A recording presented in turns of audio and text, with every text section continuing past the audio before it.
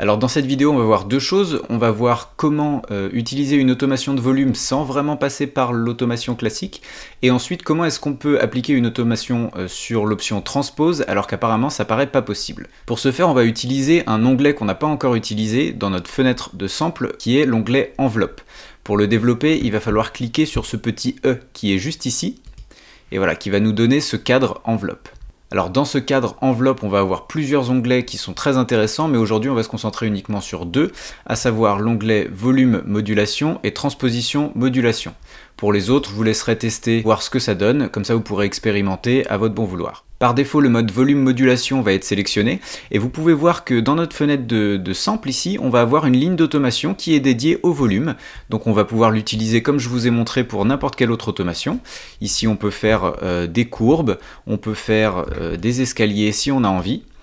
Voilà, donc toutes les mêmes options des automations sont disponibles et on peut gérer le volume directement d'ici sans avoir à passer par notre bouton de volume général de la piste. Ce qui fait qu'une fois que notre automation est appliquée, on peut continuer à gérer le volume général de notre piste et ça n'affectera pas les automations qui sont déjà présentes à la base. Donc ce que je vous propose, c'est que je vais défaire mes automations, on va écouter le clip une fois et puis ensuite on va en appliquer ensemble et on va voir ce que ça donne.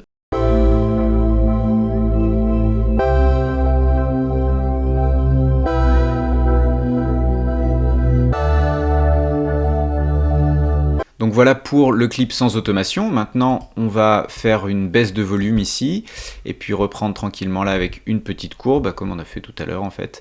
Et puis on écoute le résultat.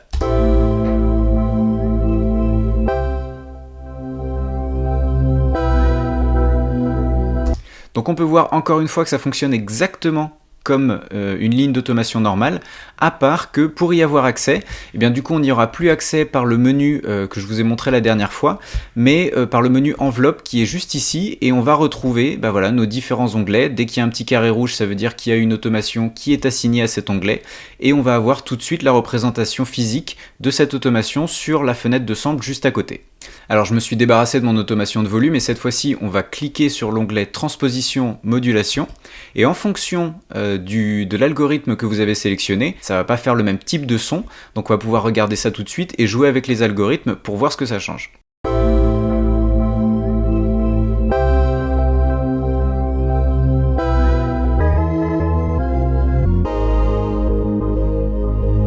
Donc on peut voir que c'est pas très fluide. Maintenant, si on essaye de faire ça avec l'algorithme complexe,